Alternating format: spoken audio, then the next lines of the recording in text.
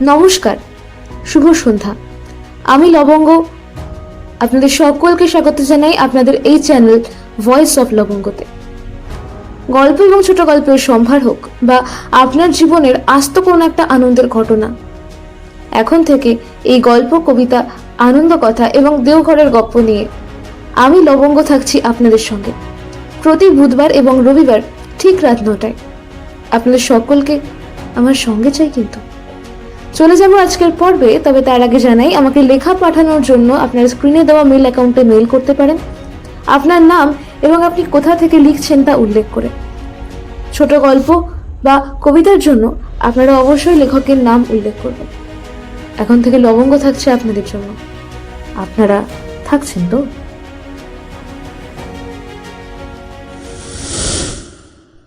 জয়গুরু। আমাদের দেওঘরের গপ্পের আজকের পর্বটি নেওয়া হয়েছে শ্রী শ্রী ঠাকুরের আলোচনা প্রসঙ্গের প্রথম খণ্ড থেকে। 19শে আষাঢ় বুধবার 1347 বঙ্গাব্দ। অক্ষয়দা, কেষ্টদা এবং আরও অনেকে সকালে শ্রী শ্রী ঠাকুরের ঘরে বসে আছেন। ঠাকুর বললেন, অর্গানাইজেশনের জন্য ভালো লোকের দরকার। অ্যাক্টিভ, সিনসিয়ার, কমন সেন্সওয়ালা লোকই অর্গানাইজেশনের জন্য উপযুক্ত। অর্গানাইজেশনের ইনস্টিংক্ট আমাদের মধ্যে ঢোকা চাই। একজনে হয়তো তোমাকে অযথা কিছু বলল, অমনি যদি আরেকজন এসে তাকে ধরে, তাকেই বলে অর্গানাইজেশন। প্রত্যেকে প্রত্যেকের জন্য ফিল করবে, প্রত্যেকে নিজের কাজ করবে, প্রত্যেকে প্রত্যেককে হেল্প করবে। এটা বোঝা চাই যে কেউ যদি অ্যাফেক্টেড হয়, সে নিজেও তাতে অ্যাফেক্টেড হচ্ছে। সে তার স্থান ছেড়ে আউট অফ ইনফিরিয়রিটি অন্য কেউ হতে চাইবে না। সগৌরবে তার দায়িত্ব পালন করে অন্য সবার সুবিধা করে দেবে। আমাদের এই বডি সিস্টেমের মতো হওয়া চাই। চোখ চোখই থাকে, চোখ কখনো কান হতে চায় না, কানও চোখ হতে চায় না। তাহলেই গণ্ডগোল উপস্থিত হয়। প্রত্যেকটা পার্টকেই হেল্প করে, নিজের কাজ করে যায়, জানে তা না হলে সমগ্র শরীর নিয়ে নিজেও দুর্বল হবে, মারাব। ঠিক এতখানি অটোমেটিক হওয়া চাই একটা অর্গানাইজেশনকে। 28শে আষাঢ় শুক্রবার 1347 বঙ্গাব্দ। অরুণ জোয়ারদার খুব অন্যায় করার দরুন শ্রী শ্রী ঠাকুর তাকে বেশ করে পিটুনি দিলেন। সকলে শ্রী শ্রী ঠাকুরের রাগ দেখে ভয়ে জড়সড়। পরক্ষণেই শ্রী শ্রী ঠাকুরের শান্ত সৌম্য ভাব আবার ফিরে এলো। তখন তাকে দেখে আর বোঝার জো নেই যে একটু আগেই তিনি ওই রকম রুদ্রমূর্তি ধারণ করেছিলেন। রাধা রমনদা মানে অরুণ জোয়ারদারের বাবা এলেন। ঠাকুর বারবার বলতে লাগলেন, মা বাবার ওপরে সব কিছু নির্ভর করে। যখন শাসন করার দরকার তখন শাসন করে না, যখন নিজের অসুবিধা হয়, নিজে বিরক্ত হয়, তখন সহ্য করতে না পেরে রাগের বশে অযথা শাসন করে। আমরা ছেলেপিলের মঙ্গল চাই না। বাপ ছেলেকে শাসন করলে মা হয়তো তাকে গালাগালি দেয়, তারপর ছেলের সামনে হয়তো বাবা মাকে মারতে চায়, মা বাবাকে আবার গালাগাল দেয়। এরকম আবহাওয়ায় ছেলেপিলে কি ভালো হতে পারে? ভবিষ্যৎ ঝরঝরে হয়ে যায়। লেখাপড়া হোক বা না হোক, ছেলের অভ্যাস, ব্যবহার, ঝোঁকটা ঠিক করে দিতে পারলেই হলো। 4-5 বছরের মধ্যে এটা তৈরি করে দিতে হয়। যত বেশি বয়স হয় ততই অসুবিধে। 4-5 বছরের মধ্যে না হলে 8-10 বছর, তা না হলে 12-14 বছরের মধ্যে ঠিক করতেই হয়। এরপর আর হয়ে ওঠে না। গার্জেন, মা বাপ যদি ছেলে তৈরি করে না দেয়, কোনো মাস্টারে কিচ্ছু করতে পারে না। পরে সন্ধেবেলায় একটা ছড়া দিলেন। ছড়াটা সেই ছেলেটির জন্য দিয়েছেন, সে কথাও পরে বললেন। কেমনভাবে তাকে মানুষ করে গড়ে তোলা যায় তার মা বাবার সঙ্গে সে বিষয়ে কত আলাপ আলোচনা করতে লাগলেন। অতঃপর কেষ্টদার কাছে ছেলেটির ভার দিলেন। আমাদের মানুষ করে তোলবার জন্য তার কতই না দরদ, কতই না চিন্তা। এক ভদ্রলোক শ্রী শ্রী ঠাকুরকে জিজ্ঞাসা করলেন, যারা ঠিক মতো চলে না তাদের আপনি স্থান দেন কেন? ঠাকুর বললেন, ওরা হলো হতভাগার সন্তান, আর আমি হলাম ওদের বোকা পিতা। ভাবি, একদিন না একদিন ওরা ঠিক যদি মানুষ হয়ে যায়, ফিরে দাঁড়ায়। তাই 29শে আষাঢ় শনিবার 1347 বঙ্গাব্দ। শ্রী শ্রী ঠাকুরের কাছে কেষ্টদা শ্রী শ্রী ঠাকুর কথিত কতগুলি ছড়া পড়ছিলেন। ঠাকুর একটা ছড়ার ব্যাখ্যা প্রসঙ্গে বললেন, কারো আদ্রোহ প্রতিষ্ঠা হলে সে শত্রুদের মধ্যে সহজেই মিল করতে পারে।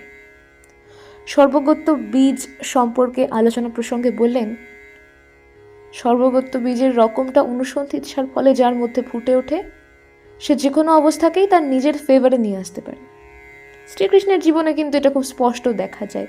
তার সব জীবনটা যেন একেবারে ভগবান, আর সব কিছুর এমনতর অনুকূল নিয়ন্ত্রণই অর্গানাইজেশন।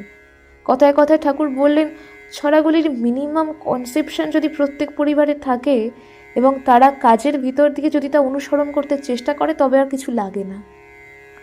সরোজিনী মা শ্রী শ্রী ঠাকুরকে জিজ্ঞাসা করলেন, আমাদের খোকা সিনেমা দেখতে চাচ্ছে, কি করব?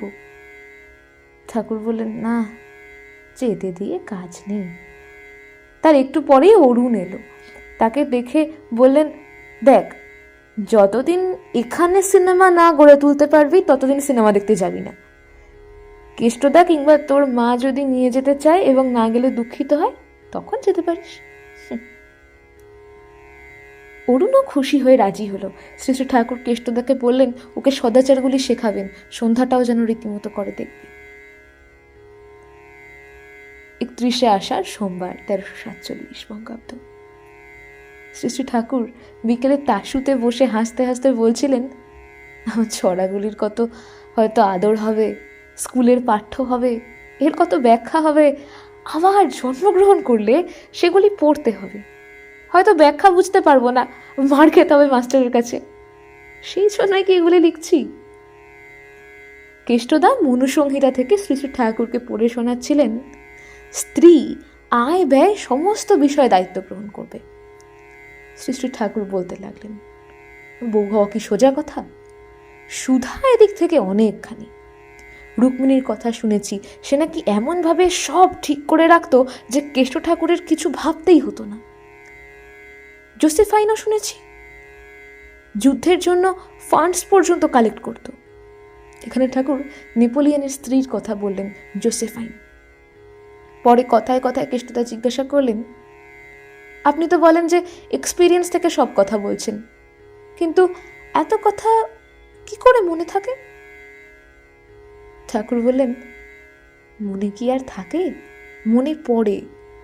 লাইন বাঁধা আছে একটার সঙ্গে একটা, তার সব কথা এসে পড়ে। সব বোধ করা কি না? এ তো ফ্যাক্ট, তাই একে বিজ্ঞান বলে। এর একটা কথার গন্ডগোল হয়ে গেলে সব গন্ডগোল হয়ে যাবে। যা যা নিয়ে একটা কিছু হয়, অন্যান্য সবটার সঙ্গে সামঞ্জস্য রেখে মায়ের মেকানিজম শুদ্ধ মোটোগুলিতে দেওয়া হয়েছে। এ সত্ত্বেও যতদূর পারি সহজ করার চেষ্টা করছি বরাবর। সন্ধ্যেবেলায় প্রফুল্লকে ডেকে বললেন, দুটো জিনিস, আইডিয়াল আর ইউজেনেসিস, এই দুটো ঠিক থাকলে, মানে আদর্শ ও বিবাহবিধি ঠিক থাকলে ব্যালেন্স ঠিক থাকে, সমতা থাকে। একটু পরে গভীরভাবে নিশ্চয়তার কণ্ঠে বললেন, দেখ, ইষ্ট স্বার্থ প্রতিষ্ঠা পর হয়ে যাজন যজন ইষ্টভৃতি করে যাওয়াটাই সব। এর জেল্লা যার যত বেশি এবং বৃত্তি যার যত নিয়ন্ত্রিত, সেই তত বড়। যারা বড় হয়েছে তারাই কোনো না কোনোভাবে এটা করেছে। অনেক রাত্রে একটি দাদা শ্রী শ্রী ঠাকুরকে একটি অভিযোগ জানাতে আসেন।